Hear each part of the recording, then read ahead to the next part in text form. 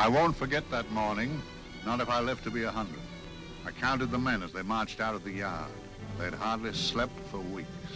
We of the CID had slept even less, but the nightmare that kept us awake was all the same nightmare. That's why we weren't surprised when the commissioner asked us up to the conference room for a bit of a talk. He'd talked to us plenty, we knew that. It didn't help any to know what was ahead of us.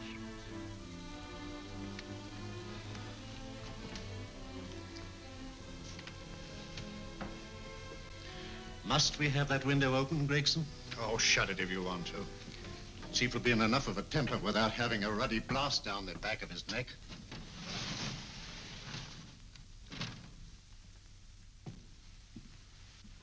Gentlemen, the commissioner. Stuffy in here.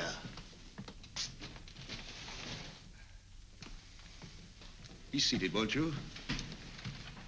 Gentlemen, if you wish to know what able men you are, read any of the works of popular fiction that glamorize your achievements, but don't, I beg of you, read the daily papers. They might give you an inferiority complex. I hate to mention it, but we're confronted with a series of the most atrocious murders since Jack the Ripper. And in the meantime, the CID might as well be playing at shove-hate-me for all the good we've accomplished. Now look. Here, here, and here. Each of these red flags scattered through the city stands for a woman brutally murdered, a woman's terror, a woman's death agony. These are no ordinary crimes. These are the works of a fiend who kills first and mutilates afterwards. A ghoul who hacks off a part of his victim body and carries it away with him, a loathsome souvenir of his butchery. 3 women murdered so far, and you haven't turned in one clue. You haven't given me one lead. Here you sit and wait for news of a 4th victim, with your arms folded.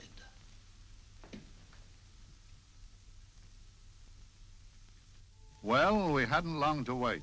It was down Lambeth way where a young woman was hurrying home late last night. She saw something and stopped. It was a constable. He spoke to her and he walked along with her, just in case. He saw her go down the stairway to the basement lodging where she lived. We can only surmise what happened after that.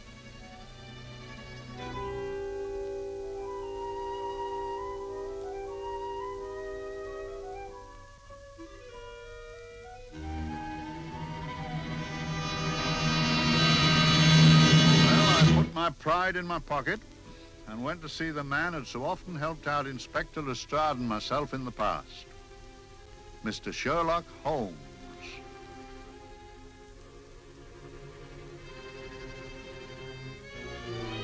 If ever a man needed help, I did.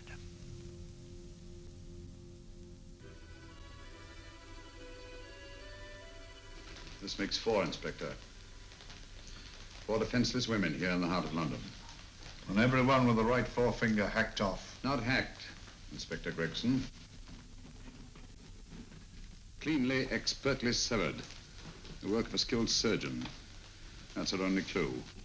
Much about the age of my sister's girl. Is there no way of stopping this, Mr. Holmes? Yes. There's a way, somehow. The fiend that did this. I promise. I promise. We've nothing to go on. That's the rotten part of it.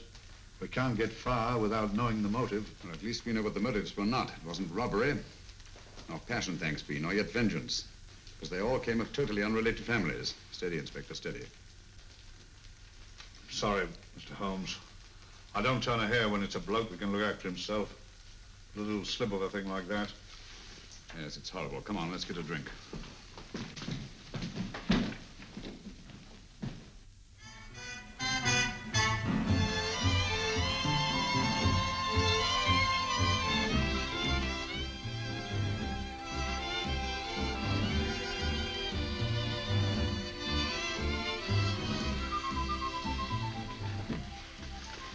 Good evening, Mr. Holmes. Good evening, Vincent. Whiskey and soda, please, and a double for my friend here, Inspector Gregson. Very good, sir. Make mine Irish. Decent of you to give me a hand with this thing, Mr. Holmes. Always a pleasure to be of help to Scotland Yard, Inspector. Little out of my line, looking for a maniac who murders just for the fun of the thing. Or perhaps just to get a human finger.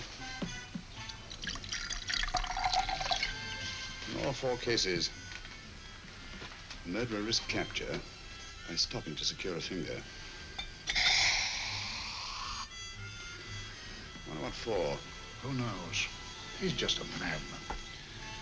Perhaps there's method in his madness. If we could just trace those missing fingers. If we could just drain the English Channel, we might find a penny. Huh? Oh, thank you. You may keep those, Mr. Holmes. Thank you.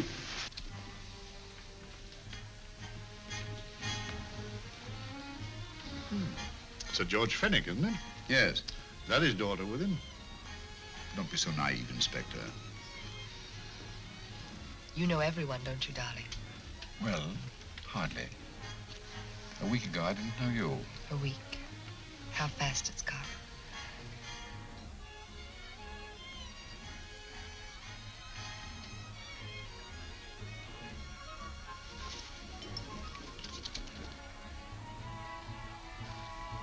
I collect these things. How very quaint of you. Shall we go? Yes.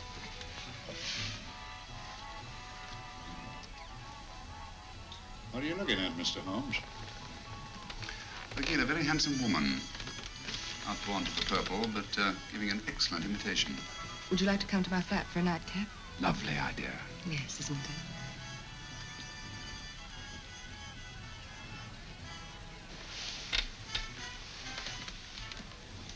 Wonder where she's taking Sir George Fenwick. Don't be so naive, Mr. Holmes.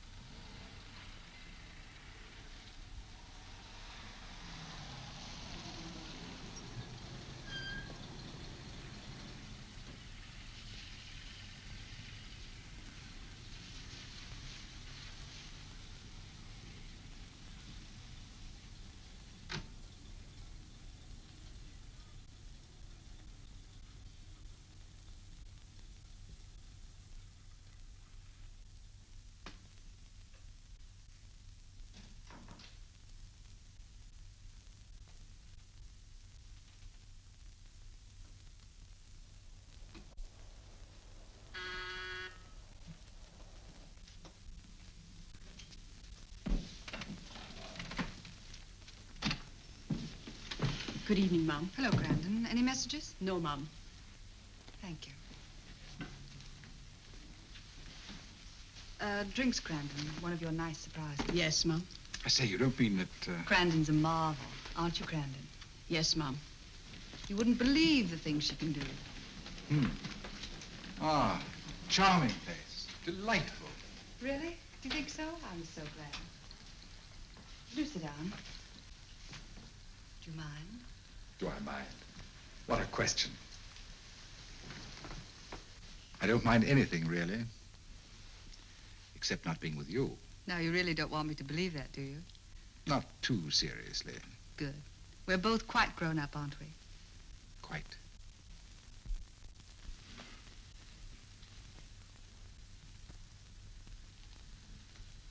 You're a treasure, Grandon.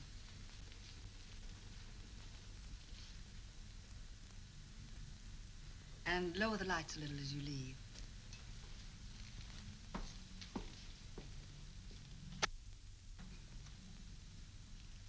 I prefer a more flattering light.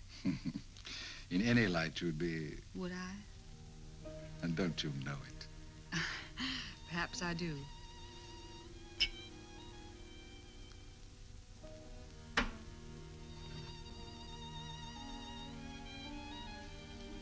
Oh, that priceless woman. You wouldn't believe it, but she's absurdly romantic. She loves dreamy music, and she thinks that we... But we do, don't we? Do we? Well, it's rather soothing, restful. Yes. And we all need rest at times. like tired children who've played too long. You've played with wooden soldiers, I suppose. Funny. Hadn't thought of that for years. Toy boats were my special joy. Anything I could set afloat anywhere. Like this. And this. Toy boats sailing into the Never Never Land. The land of beautiful dreams. Look. Look, odd, isn't it, how the light is reflected? Little specks of light that move and move, like stars on a slowly moving stream. You know, Holmes, I'm very sensitive to atmosphere. No? Yes, I can tell by the feel of this room there's been a murder committed here. It may interest you to know, my dear fellow, it was the other side of that door at the foot of the stairs that the poor girl was murdered. If only I could find it. Find what? The one thing these unfortunate victims had in common that might give us a motive for these murders. There must be something. Another Jack the Ripper, if you ask me, a homicidal maniac. No, Watson. In the case of Jack the Ripper, there was one thing in common. His victims were all from one walk of life, living in the same section of the city. In this case, the murderer chooses his victims from all walks of life and from different sections of the city. No, my dear fellow, this is not the work of a homicidal maniac. It's something infinitely more sinister. Give me the creeps. What on earth are you talking about? Watson, I'm convinced that these murders are only incidental to some larger and more diabolical scheme. That may be, but why the severed fingers? The answer to that question, my dear fellow, is our only hope of solving these mysteries. Dear sister, I am so happy. I had such a lovely holiday at Brighton with you and Alf. And I'm looking forward to being with you again. Poor little thing. Sort of raises a lump in your throat. I can picture her sitting here happily writing this letter. And I'm not bit realizing that she's shortly going to her death. Hello? Gregson. Oh, there you are, Mr. Holmes. I've been looking for you everywhere. What's happened? Murder in Edgware Road, not half an hour ago. Woman? Yes. And the right forefinger cut off clean.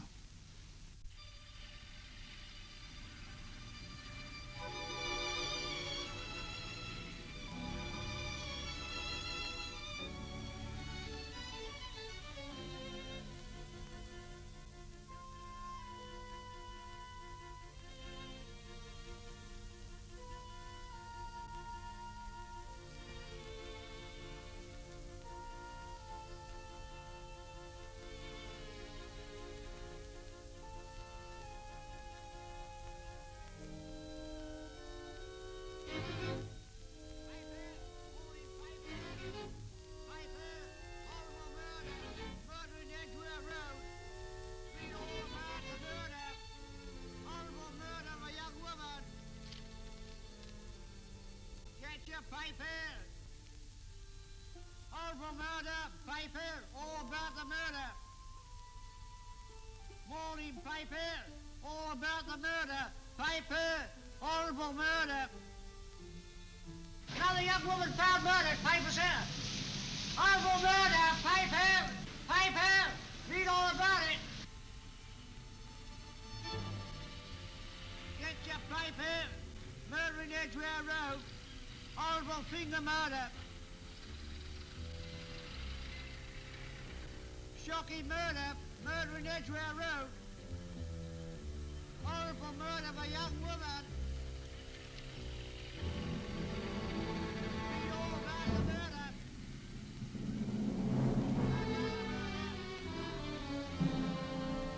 Only fancy, Mum. There's been another of those horrible murders. Dear, dear, how shocking. Yes, Mum. I really don't feel quite safe here myself. Oh, dear.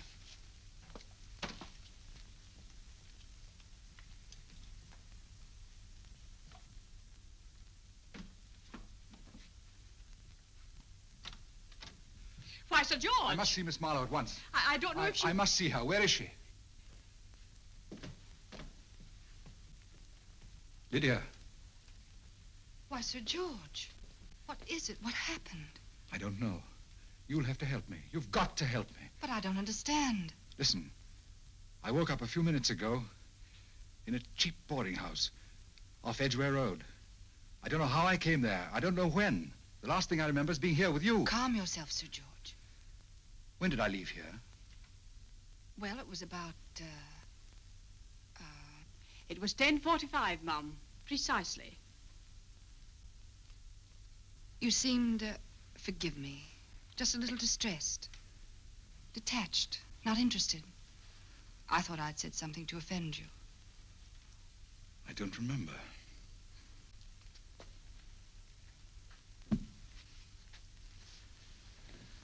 I can't remember. Tell me, has this happened to you before? Before? Well, there is such a thing as amnesia, you know. If it was 10:45 when I left you, it was 9 this morning when I woke. Over 10 hours lost. 10 hours that I can't account for. And in my pocket when I woke, I found... Yeah, in my pocket. That isn't... Oh, it's not for you, of course. It can't be. Excuse me, Mum, but there's a man asking to see the gentleman. Send him away. Yes, Mum. No, please. I'll see him.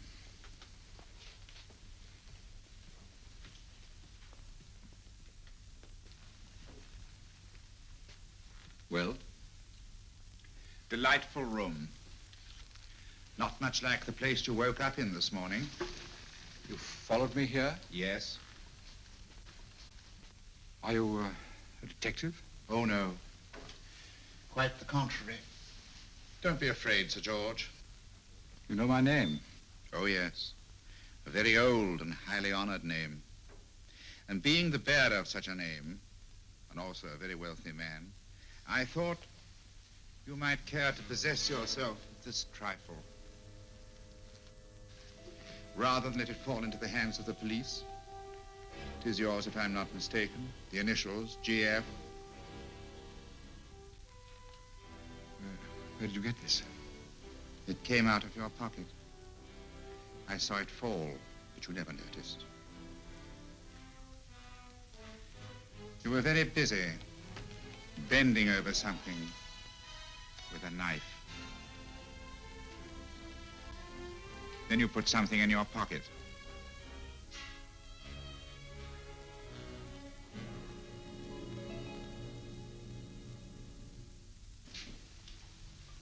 Come along, Holmes, come along, come along. How many more times must I tell you? You're missing a treat. This is delicious. Little jam tarts to follow. Aren't you tempted? You and your flesh pots. They tell me that fish is good for the brains. Brains haven't any. You realize that a whole day and a night have gone by since that bestial affair in Edgware Road? I'm as much in the dark as ever.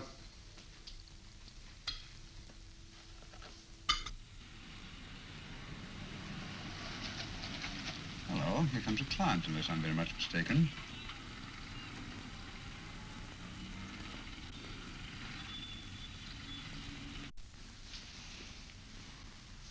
Hello, attractive. Very attractive.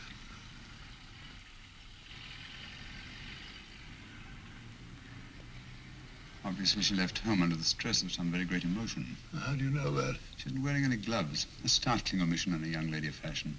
Oh, she didn't put her coat on. Open car, too.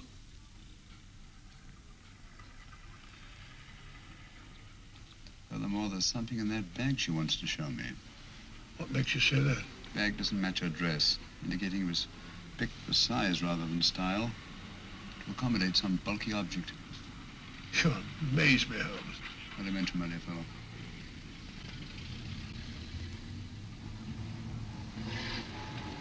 Well, that's interesting. What is? A cab, turning at the empty house. I wonder why he followed her here. Oh, wouldn't you? Quite possibly with glasses.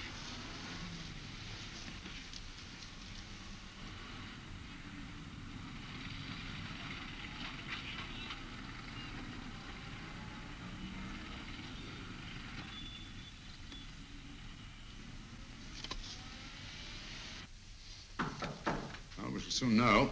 Yes, Mrs. Hudson? It's a young lady, sir.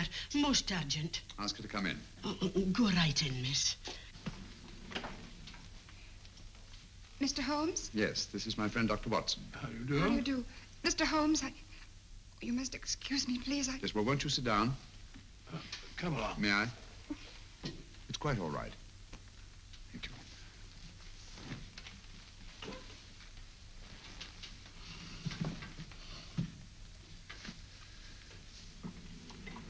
Now try to control yourself, Miss Fenwick. You're with friends. You know my name? No magic, I assure you. I've often seen your picture. You're the daughter of Sir George Fenwick, aren't you? Yes. It's about my father that I... What about your father, Miss Fenwick? Oh, I don't know what to do.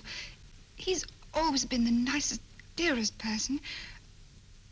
Only since Mother died. Yes, but we know. So I didn't think anything of it when he was away all night before last. But he didn't come home until yesterday at tea time. Didn't come in for dinner at all. Just paced up and down in the library hour after hour. I begged him to let me in, but he wouldn't. Steady, steady. Now take your time. I couldn't sleep a wink last night. Then I started hearing things. Hearing things? What sort of things? I heard someone in the garden underneath my window. Then I saw a figure moving down the garden path. And I recognized my father, stealing through his own garden like a thief.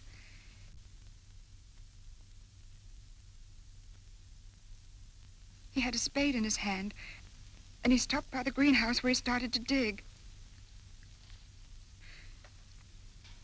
This morning, at daybreak, I stole out into the garden and I found this.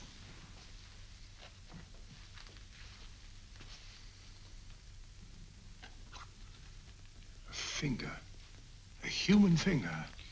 Bring up Scotland Yard, will you, Watson? Ask them to get hold of Inspector Gregson and tell him to meet us at once at George Fenwick's house, Kingston. Operator, get me Scotland Yard quick. Where's my father, Norris? He's still in the library, miss. Thank you. We'll see him right away. Will you come with me, please? Thank you. I got your message, Mr. Holmes. Yes, indeed. Dad, may I come in? Dad. It's funny. He doesn't answer. Do you mind? Please do. Thank you. Watson, quick. Oh, Come along, no, my dear. no, no. Take charge, Miss Fenwick, please. Sorry, sir. Now, miss, please. Please come along with me.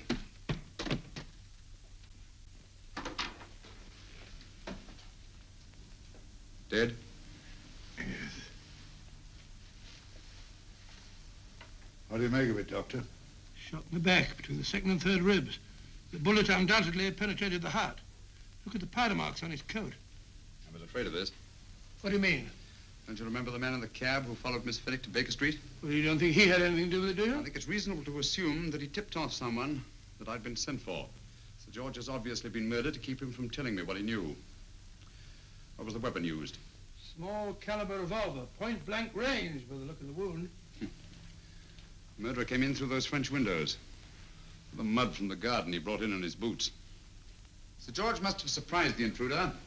Crossed the room to him here. What follows we can't tell. But from the location of the wound, I'd say that he turned his back for a moment, and as he turned, the muzzle of the revolver was placed between his ribs and one muffled shot fired. And you mean to say he kept on going, even after he was shot? There's no doubt about it. Look there. The trail of blood leads us back to the desk. There's something Sir George was after. Something. I know. He was trying to summon help, poor chap. I don't think so, Watson. There's the bell pull by the fireplace. No, you'll notice from the trail of blood that Sir George made straight for this desk here. I wonder, there was something he was desperately anxious to get. Hello. His right hand's clenched. That's perfectly natural. Death agony. The left hand lies open. Why only one hand clenched in the death agony? The right hand, the hand nearest the desk. Please note that. If Sir George took something off this desk, something so important that he spilled his last drop of blood to get it, I want to know what it is.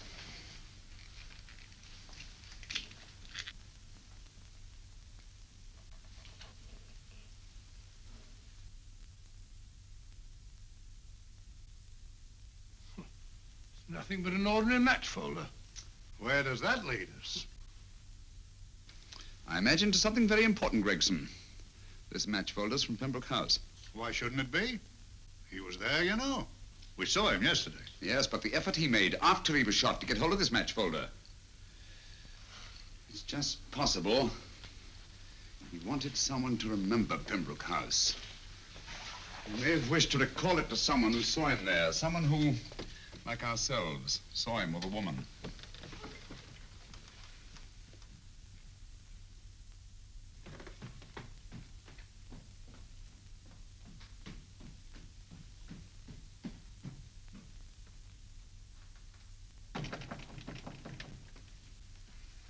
Come in. Oh, Dr. Watson, this came by hand for Mr. Holmes not 10 minutes ago. Thank you, Mrs. Hudson. That would be the report from Sir George's bank.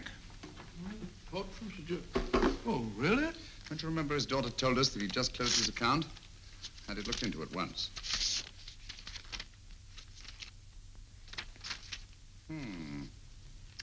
He drew out his entire balance in cash, nearly £10,000, yesterday, just after that young woman was murdered. What does that suggest to you, Watson? But he paid it out to someone. Precisely. I smell the faint, sweet odor of blackmail. You don't think he paid it out to someone who saw him murder the McLean woman? Sir George never murdered anyone. But he did have that woman's finger, and he evidently did have and pay out a lot of cash. That's the terrifying part about blackmail, Watson. The victim is afraid to fight the accusation, no matter how false. Once the accusation is made, his name is smeared, and sometimes his life is ruined. Well, Sir George didn't commit these murders. What fiend did? I rather think they're not the work of any one man. Oh, come, Holmes. You don't expect me to believe there's a whole organization going about killing people and chopping off their fingers. No, it's possible, quite possible. Well, whoever's behind all this thing must be out of his mind. On the contrary, my dear fellow, if my assumptions are correct, this little scheme has behind it the most brilliant and ruthless intellect the world has ever known. You don't mean Professor Moriarty? I do. Oh, steady, Holmes. You've got him on the brain. This is the third time in as many months you've suspected him of unsolved crimes. He's dead, you know. Is he? Is he? You know he is. He was hanged in Montevideo, well, over a year ago. I know that someone was hanged in Montevideo under that name. But I'll stake my reputation that Moriarty is alive and here, now in London. Hello? Yes, Dr. Watson, wait a minute. You me? Oh, yes? This is Dr. Watson speaking. No, I'm afraid I've retired. I don't practice anymore. What? Oh, that's a different thing. An emergency case. Well, just a minute.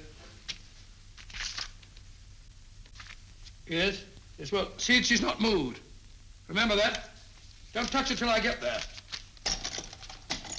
Fractured case in McCardle's Mews. Heavy woman. 14 stone. Look at dust. 14 stone. Just the sort of person who would hoist herself up on a stool to feed the canary. There ought to be a law against fat people keeping little dicky birds. Well, so long, old man. I shan't be very long. Haven't used that bag since I brought little Amelia, what's her name in the world? She grew up to be a very unattractive child. Well, who wouldn't with a name like Amelia? Oh, Amelia. Amelia.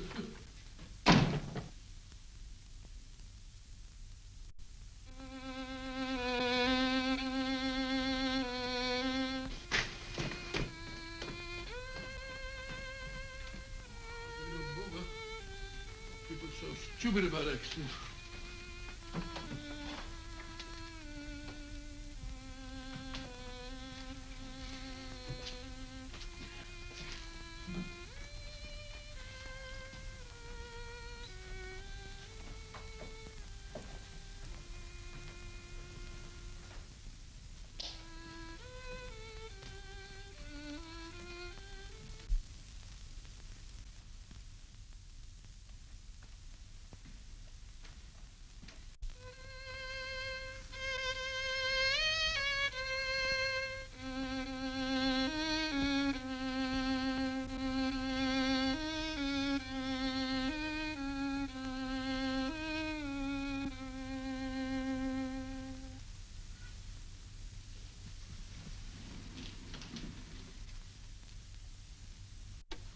Oh, Professor Moriarty. Not that I wish to appear inquisitive, but to what am I indebted for the pleasure of this visit? Scotland Yard will be interested. It's very convenient for me to have Scotland Yard think that I'm still dead in Montevideo. I never dreamed of fooling you. Thank you. The thought occurs to me, Mr. Holmes, that there are some advantages in living within the law. You're very comfortably fixed here, aren't you? As I get on in life, the little comforts appeal to me more and more. Oh, I beg your pardon. Won't you sit down? Thank you.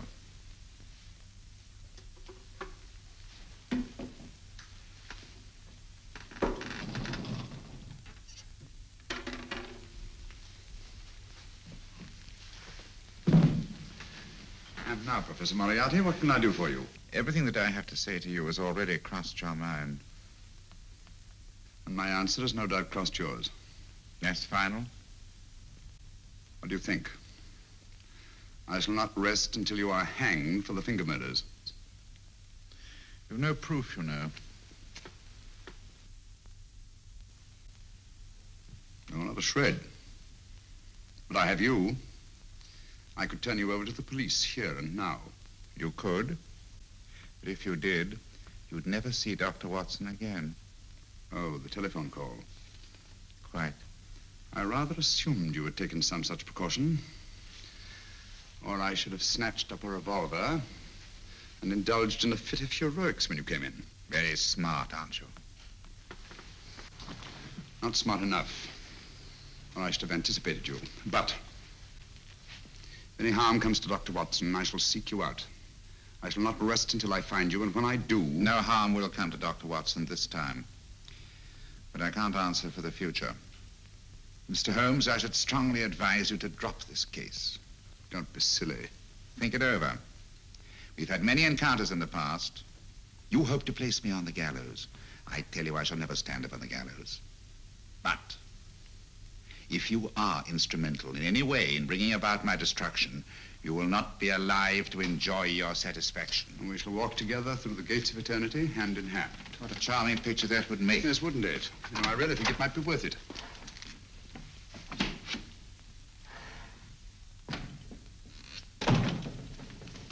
Shoelaces, Governor? Tuppence a pair. And strong enough to hang yourself. How many more times must I tell you I don't want your filthy shoelaces or your company? Shoelaces, Governor? Blasted impertinence. Run along, my good man, or I'll give you in charge. Shoelaces, Governor? Shoelaces, Governor? Help a poor bloke. What's only got one arm? Any luck with Mr. Holmes? You can read his obituary in tomorrow's papers.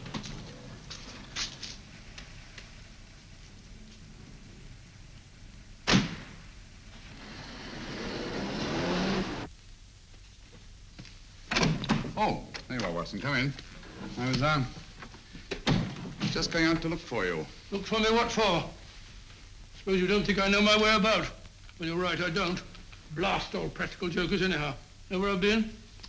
On a wild goose chase. Exactly. There's no such number in McCardle's Muse. Some fool's idea of a joke. Did you see anyone? No, nobody especially. Only a whining old idiot selling bootlaces. Persistent beggar, wasn't he? Stuck to you like grim death. Huh? How do you know? And finally left you for someone who looked like better pickings. Someone, my dear Watson, was Professor Moriarty himself. What? He's just called on me. Moriarty here and you let him go? But you must be out of your mind. Why? Well, he bluffed me into believing that he was holding a friend of mine as hostage. Friend of yours who? Oh, nobody very important, just a fat, lazy fellow. Medical man, I believe. Medical man? Do I know him? Yes, I think you do. Fellow by the name of Watson. Watson, never heard. Who, me? I'm afraid so, old fellow. Your street hawker's job was to do away with you in a certain contingency. And you let Moriarty go? Because of me? I had no choice. I can't afford to lose you, old fellow. Well, it's very decent of the old chap, I must say, but...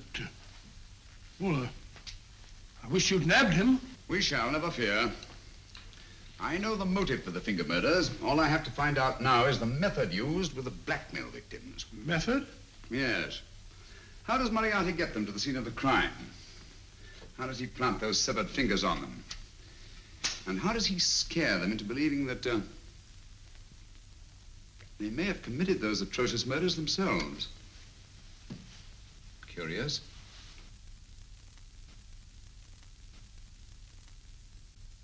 Very curious. Huh? Curious? What's curious? That window in the empty house across the street. First floor front. Huh? What's wrong with it? It's open. Why shouldn't it be open? Well, it wasn't open half an hour ago. I'll stake my life on that. Well, it's not our business. Let it stay open. I wonder if you'd go over, old fellow, and see what's the matter. Oh, trespassing. It's against the law. Very well, I'll go myself. Oh, well, if you're going to put it like that, ridiculous waste of time. Going about shutting windows at this hour of the night. Yeah, you better take this torch. Well, take what? Dignified job for a doctor. Dr. Watson, the torchbearer. And what do you propose to do? Sit in a comfortable chair, I suppose, and read a good book? That's a very good idea. Yes, very good idea. While I play night watchman, you have a nice read. Mm-hmm. Good night. Have a good time. Have a good time? What do you mean, have a good time?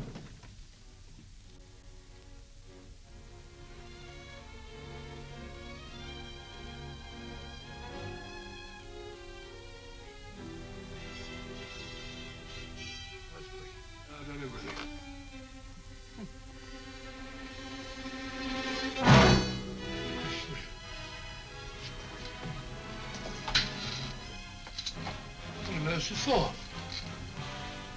Oh, umbrella stand. Pretty little thing to keep about the house. Must have been a pet.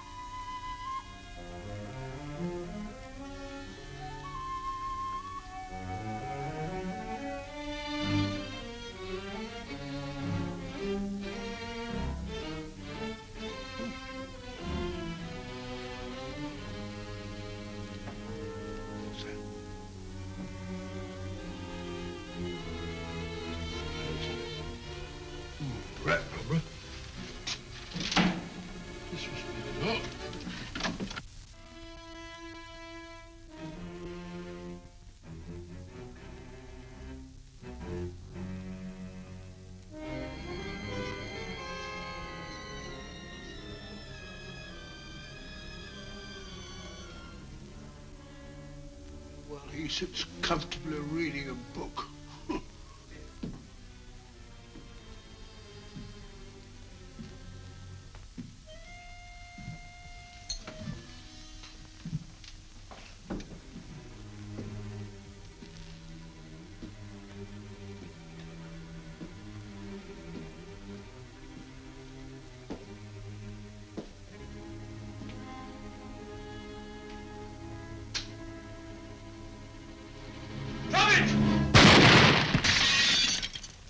He killed Holmes! He killed Sherlock! Watson. You? But I saw him shoot you a second ago. Not me, my dear fellow. Merely the bust of Julius Caesar. Incidentally, you may have noticed that all through the ages, prominent men have prominent noses. Oh, I'm afraid we're in for terrible trouble again with Mrs. Hudson. Window smashed, plaster all over the floor. Get up, you.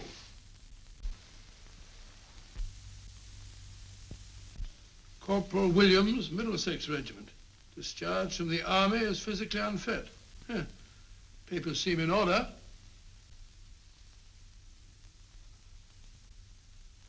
Now, Corporal Williams, you've seen service in the Far East, haven't you? The East? I thought so. Look at his complexion, Watson. Yellow as saffron. He's been taking atabrine. Cure for malaria. Sniper, aren't you? Sniper. Why did you try to kill me? I had to kill him. I had to. Oh, snap out of it. Stop it, Watson. He's shamming. No, he isn't. Who told you to kill me? She told me. She told you? She told me I couldn't miss. Well, luckily you did miss, you murderer. He isn't a murderer, Watson. Listen, Corporal Williams. She told you you had to do it, didn't she?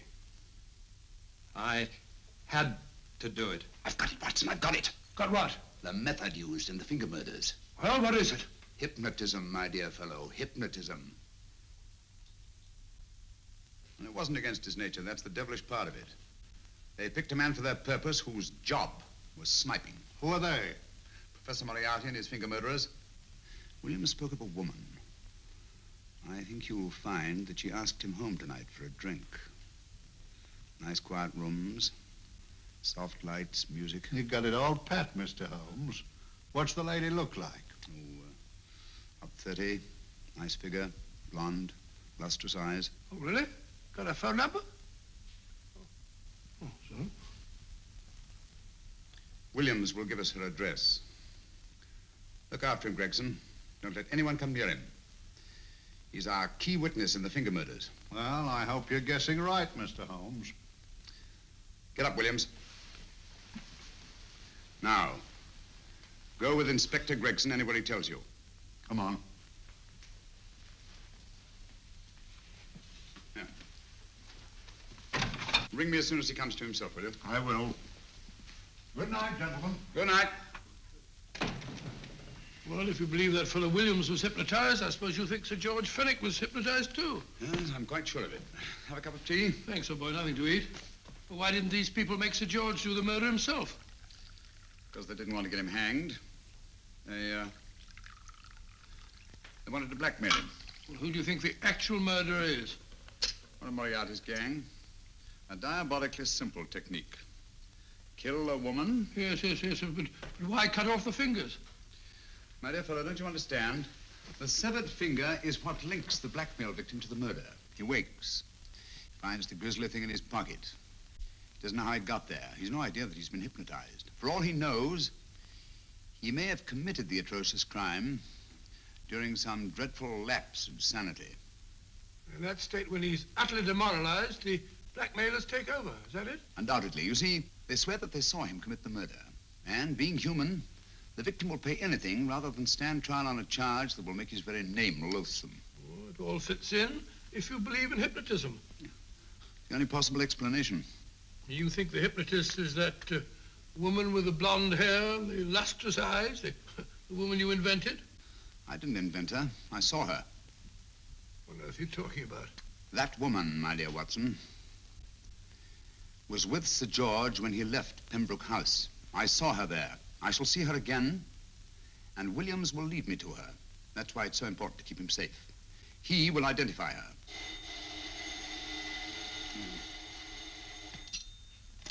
Hello? Yes? Inspector Gregson? What?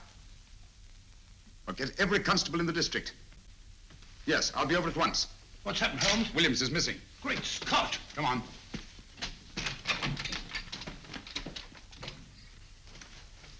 Lorry crashed into Gregson's car. During the confusion, Williams disappeared. Escaped, eh? No, kidnapped. To keep him from talking when he came to. You don't think that Moriarty... With Moriarty? Anything is possible.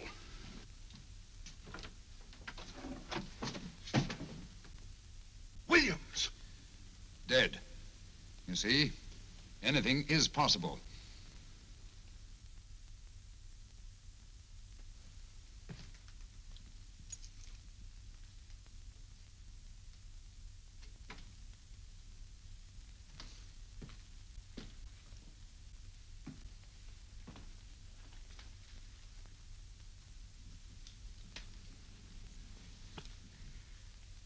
Oh, good morning, Professor Moriarty.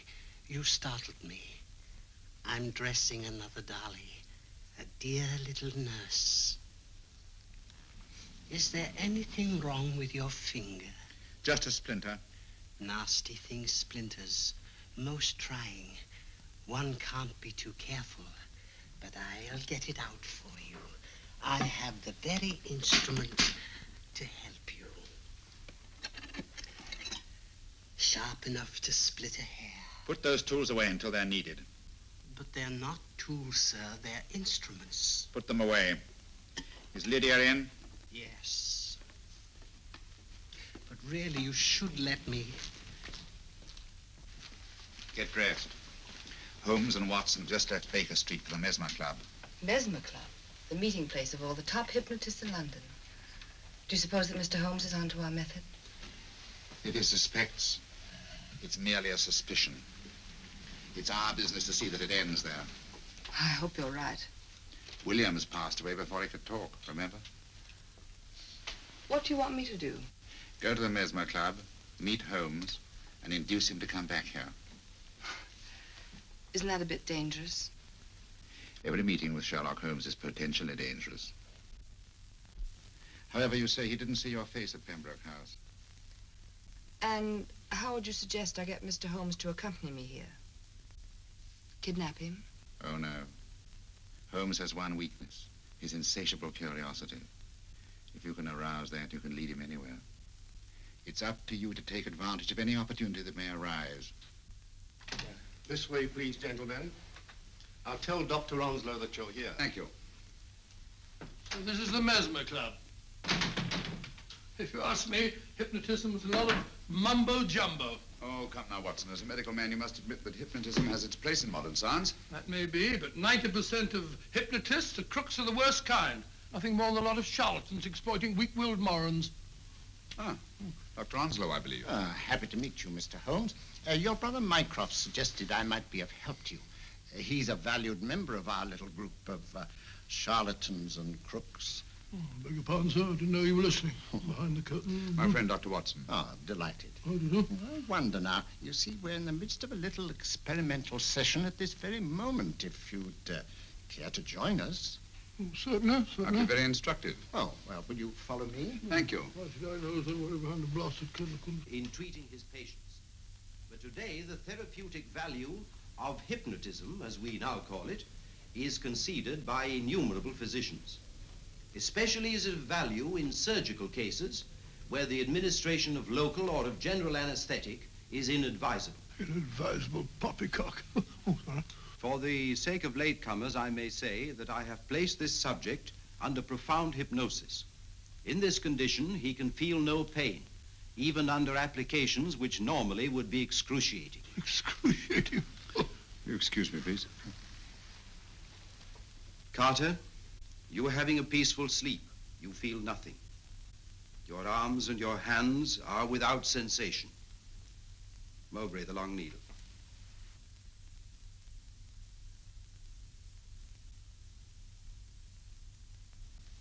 Carter, give me your right hand.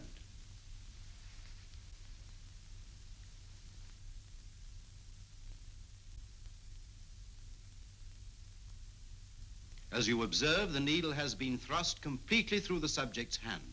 No feeling, no pain. This lack of feeling is the one infallible test of profound hypnosis. Nonsense. Fellow's full of drugs. Oh, isn't he? Definitely not, Doctor. Wake up, Carter, wake up. You feel well and rested, remember. No pain anywhere. Wake up, wake up. I say, when are you going to begin? All through, Carter. Stand up. This way, sir. And, are these all the people that come here? Oh, no. Others keep dropping in all the time. I suppose it's all right for those who believe in it, but of course, I'm a professional man myself. Then you don't believe in hypnotism, Dr. Watson? Oh, I don't deny that there are certain types of hysterical, feeble-minded people who go under if you point your finger at them. But anyone with an ounce of character... How right you are. You see right through our little artifices, don't you, Doctor? Right through, my dear sir. Right through. Quite so. But with the feeble-minded, as you say... excuse us, Mr. Holmes. Certainly. Step over here, won't you? Certainly, sir. Anything to oblige. Let me show you how easily we charlatans take advantage of them. Now, sit down, Doctor. Now, we set a thing like this in motion. It's wonderful, the attraction on the feeble-minded, of course. The continuous motion, if they just let themselves follow it. Of course, you could stare at it till doomsday, Dr. Watson, with no effect at all. Still, it might make you a little drowsy, like the white ribbon of road at night when you're driving. The rhythm is smooth, unbroken, and the road goes on and on, round and round, always the same, winding and winding. And you're drowsy, you're tired. Let the road come into you, as it were. The long road, the smooth road, the road to sleep. Sleep.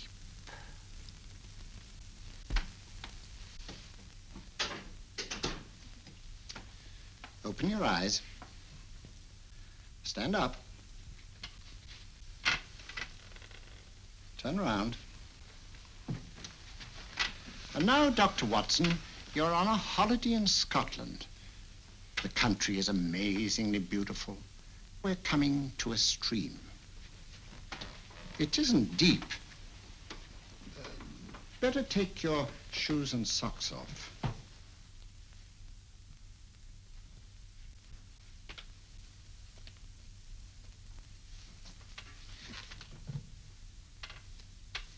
Roll up your trouser.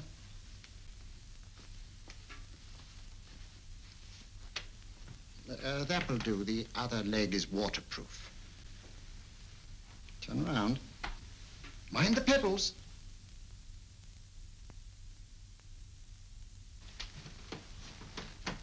Sit down.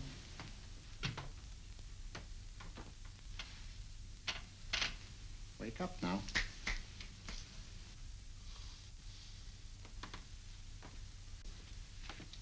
There, I see. What did I tell you? It didn't work with me. Why, nobody with an ounce of character.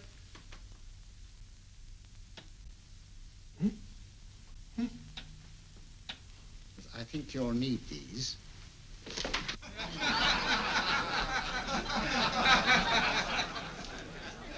Something to laugh at? Watson, she's here. Oh, the woman you're looking for? Yes, I'm going to meet her. Perhaps I can induce her to take me to Moriarty. Do you think it's wise, Holmes? May not be wise, but it's essential. After all, I've held my own with Moriarty in the past. But isn't it dangerous? She might be a hypnotist. If my will isn't stronger than hers, I deserve to be hypnotized. Shh. I feel I must protest, Dr. Onslow. I was told this was a gathering of serious students of a great science, and I find myself in a company of buffoons. Oh, my dear madam. Elliots and Esdale Braid. Were those men martyrs for the truth, that you may laugh over your childish, cruel tricks? I must say I'm in complete agreement with you, madam. This was most unnecessary performance, Dr. Onslow. Beg your pardon, sir. My name is Holmes, Sherlock Holmes. At your service, madam. Thank you, Mr. Holmes. I'm afraid I've created a rather embarrassing situation. But you see, I'm interested in the serious study of hypnotism. So am I, too. Perhaps we have something in common, Mr. Holmes. Perhaps we have. Do you join me for a cocktail at Pembroke House? I should be delighted. Good.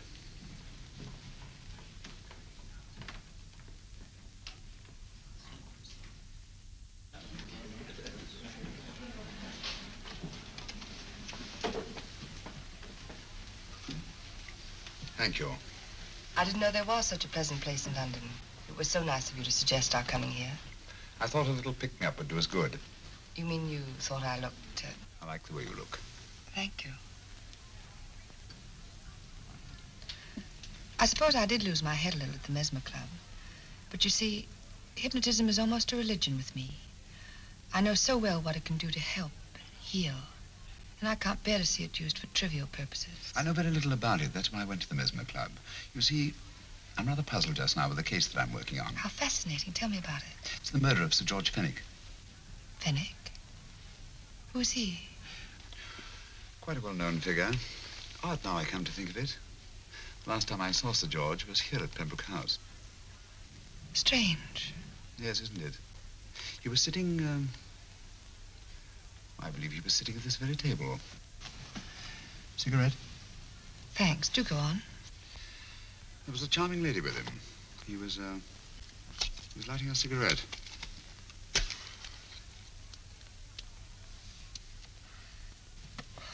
Charming. Did you see her face? No worse luck. Merely her back. How unenterprising of you. Yes, wasn't it? Afraid I'm getting a little older. I shouldn't say so. That's nice of you. Still, the first time in my life, I've got hold of a case that's beyond me. I'm actually losing sleep over it. You know, Mr. Holmes, I believe I could help you. Really? I should be very grateful. You're amused.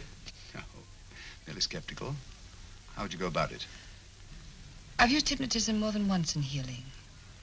Not for profit. I'm not a professional. But I do think I could help you. If you'd care to... I can't think of a pleasanter experience.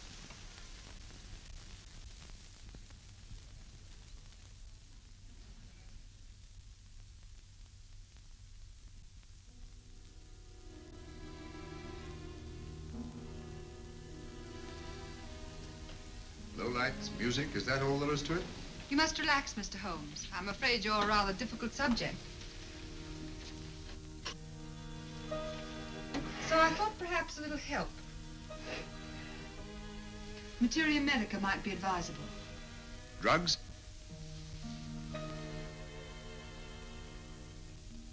No, I'd rather not, if you don't mind. As a matter of fact, I'd rather not myself. But Schrenk-Notzing, he practiced in Munich, you know. Believed it the best means for difficult subjects. Do you mind? Well, as a matter of fact, I don't approve of sedatives. Just as you wish. We don't have to go on with this at all, you know. Wait a minute. Wait a minute. All right. I'll take a chance. It's really quite harmless. What is it? Cannabis japonica, an oriental soporific. You'll need water.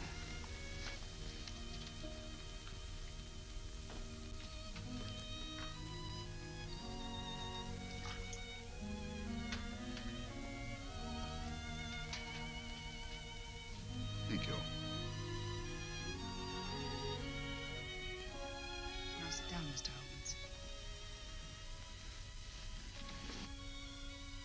Holmes. You'll feel yourself growing drowsy. Don't fight it. Give in to it. Because you do want to sleep, you know. Just fix your eyes on this one white flower floating on the water. Empty your mind of every other thought. Follow the motion of the water. So smooth, not a ripple. Waters of forgetfulness. Steady, deep, strong. Strange, isn't it? How the light is reflected. Little specks of light that move and move.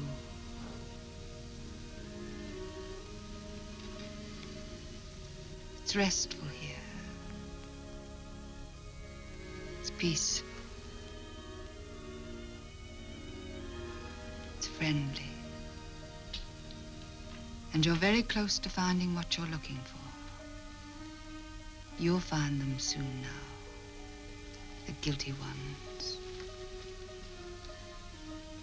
When you're rested, gentle waters closing over you. Steady, deep, strong, drawing you down, down, down.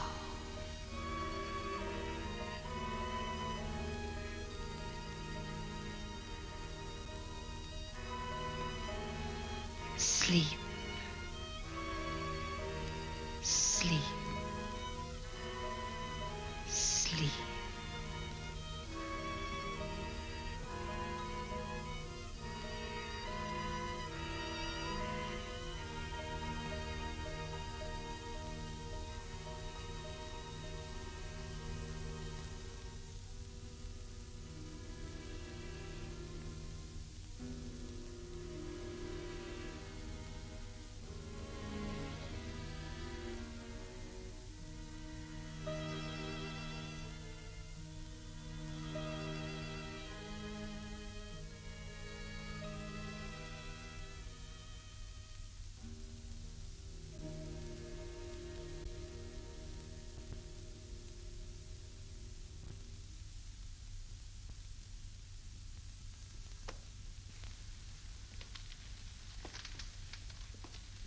Here he is, Professor Moriarty. Stand up, Mr. Holmes.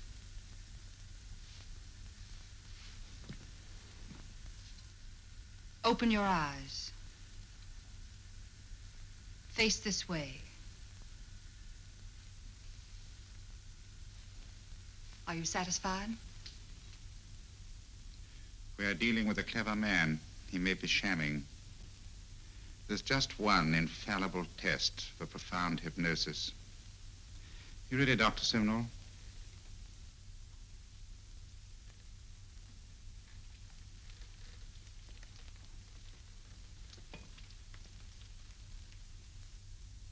That will do, Doctor. He couldn't fake insensibility to the knife. I congratulate you, Lydia. Turn round, Mr. Holmes. Now walk to the desk.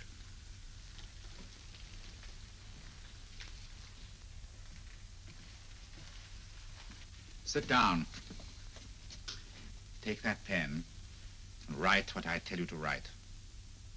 I have at last found a case which I cannot solve.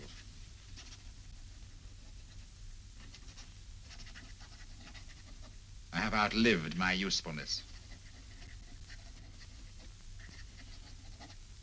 Therefore, I have decided to end my life.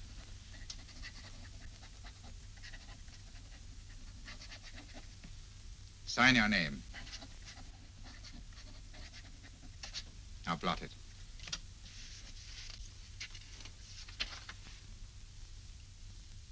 Fold it up and put it in your pocket. Come, Mr. Sherlock Holmes. Go out onto the terrace. But it won't look like suicide, sir. I'm sorry, but Mr. Holmes' injuries must all be self-inflicted.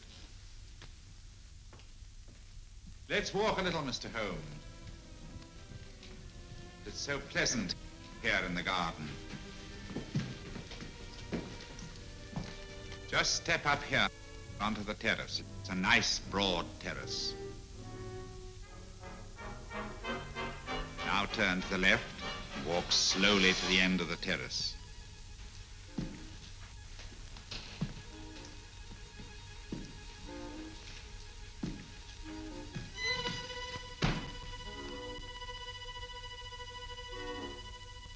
Don't stop. You must walk to the end, you know.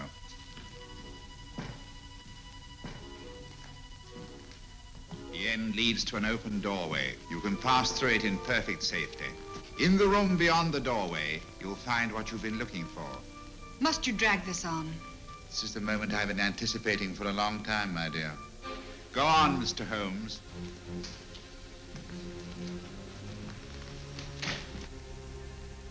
Through the open doorway, you will find the man responsible for the finger murders and the death of Sir George Fenwick.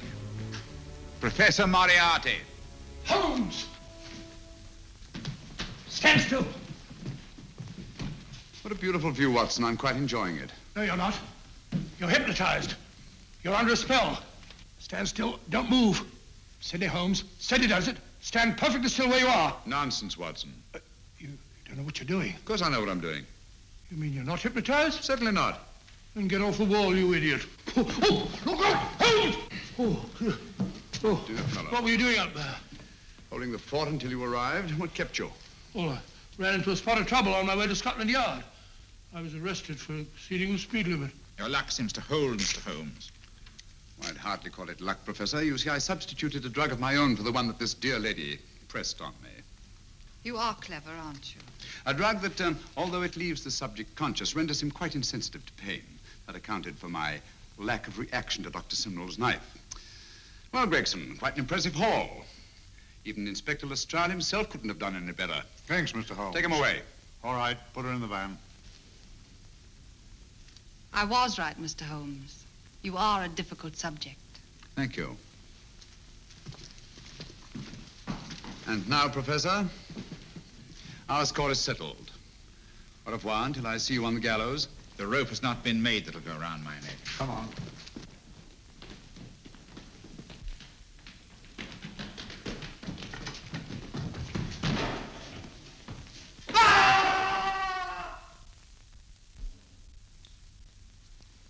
take care of things, Mr. Holmes. Thank you, Inspector. Come on. An evil man, Holmes, but what a horrible death. Better than he deserved. What are you thinking of? I'm thinking of all the women who can come and go in safety in the streets of London tonight. Stars keep watch in the heavens.